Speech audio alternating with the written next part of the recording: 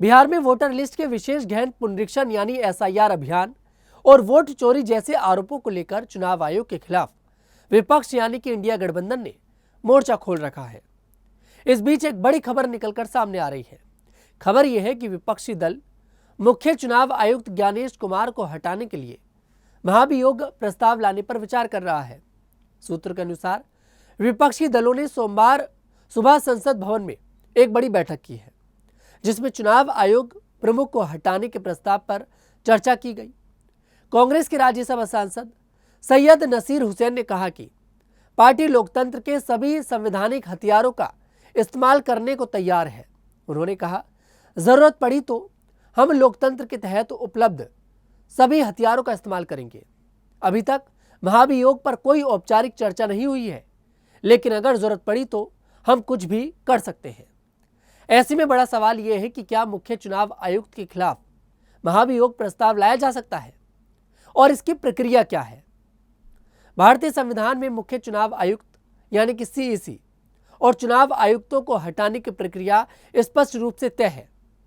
संविधान का अनुच्छेद 324 चुनाव आयोग को स्वतंत्र संस्था का दर्जा देता है। मुख्य चुनाव आयुक्त को हटाने की प्रक्रिया सुप्रीम कोर्ट के जज के समान ही है। इसका मतलब है कि उन्हें केवल महाभियोग के जरिए ही हटाया जा सकता है। मुख्य चुनाव आयुक्त को उनके पद से हटाने के लिए लोकसभा या राज्यसभा यानी दोनों में से किसी एक सदन में प्रस्ताव लाया जा सकता है। इस प्रस्ताव को सदन में मौजूद और मतदान करने वाले सदस्यों के 2/3 बहुमत से पारित होना होगा। इसके बाद प्रस्ताव दूसरे सदन में जाएगा और वहां भी 2/3 बहुमत से पारित होना अनिवार्य है। दोनों सदनों से महाभियोग प्रस्ताव पास होने के बाद ही राष्ट्रपति मुख्य चुनाव आयुक्त को हटाने का आदेश जारी कर सकते हैं। व्यवहारिक रूप से देखा जाए तो किसी मुख्य चुनाव आयुक्त को हटाना बेहद कठिन प्रक्रिया है, क्योंकि इसके लिए संसद के दोनों सदनों में भारी बहुमत की आवश्यकता होती है। संसद के मौजूदा संख्या बल को देखते हुए विपक्ष के लिए इतना समर्थन जुटाना आसान नहीं होगा। शायद यही वजह है कि विपक्षी दल भी अभी मुख्य निर्वाचन आयुक्त के खिलाफ महाभियोग प्रस्ताव पर खुलकर बोलने से बच रहा है। आपको बता दें, इस बार राहुल गांधी ने ईवीएम का मुद्दा न छेड़कर सीधे इलेक्शन कमीशन पर ही देखिए आरोप लगा दिए हैं। राहुल गांधी ने इस बार ये कहा है और कुछ सबूत यहाँ पर रखे हैं, जिन्हें वो सबूत बता रहे हैं और वो कह रहे हैं कि इलेक्शन कमीशन वोट चोरी करता है। उन्होंने इलेक्शन कमीशन को एक टैग भी दे दिया है, वोट चोरी का। और देखिए, इसको लेकर दिल्ली में पिछले कुछ दिनों से लगातार बवाल भी हो रहा है। संसद की कार्यवाही नहीं चल पा रही है। दिल्ली के अंदर विपक्ष की तरफ से एक बड़ा प्रोटेस्ट भी करा गया था, जिसके बाद चुनाव आयोग ने एक प्रेस कॉन्फ्रेंस बुलाई। ये प्रेस कॉन्फ्रेंस कल यानी कि रविवार को करी गई है। चुनाव आयोग ने राहुल गांधी से देखिए साफ कहा है। ज्ञानेश कुमार का कहना है कि राहुल गांधी 7 दिन के अंदर अंदर या तो एफिडेविट पर देखिए साइन करें, या फिर जो आरोप वो लगा रहे हैं वो सभी आरोप झूठे साबित होंगे और ये जनता को बरगलाने का काम करेंगे। ये बात कही है ज्ञानेश कुमार ने। राहुल गांधी ये कह रहे हैं कि जो लिस्ट है वो आपकी है, मैंने जो सबूत इकट्ठे करे हैं वो आपकी वेबसाइट से इकट्ठे करे हैं, मैं एफिडेविट पर साइन क्यों करूं।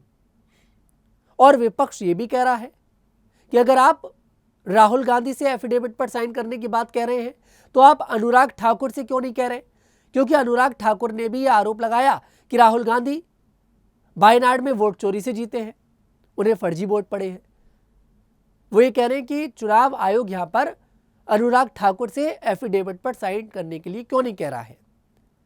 चुनाव आयोग ने एक बात और कही है, जो सीसीटीवी वाली बात चलती है कि आप हमें जहां पर वोट पड़ता है वहां का सीसीटीवी दीजिए। चुनाव आयोग ने कहा है कि हम अपनी बहन, बेटी और बहू जो वहां पर वोट डालने आती है उनकी प्राइवेसी के साथ कोई खिलवाड़ नहीं कर सकते हैं, इसलिए हम लोग सीसीटीवी नहीं देंगे।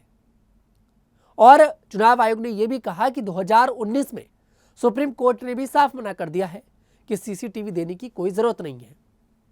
अब ये बातें चुनाव आयोग की तरफ से करी जा रही हैं और विपक्ष अड़ा हुआ है कि आप सीसीटीवी दीजिए, और विपक्ष ये भी कह रहा है कि चुनाव आयोग मोदी सरकार के हाथों बिक चुका है और वो प्रधानमंत्री मोदी को, जो तीसरी बार प्रधानमंत्री वो बने हैं, वो धांधली से बने हैं।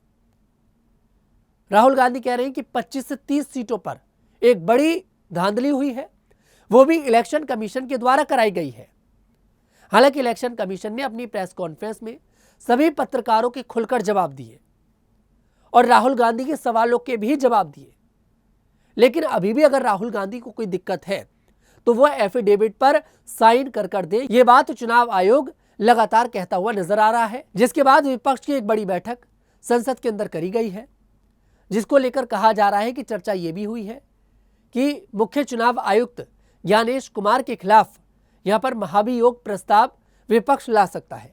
हालांकि इस महाभियोग प्रस्ताव का कोई फायदा विपक्ष को मिलेगा नहीं, ये तय है, क्योंकि बहुमत एनडीए के पास है, भारतीय जनता पार्टी के पास है।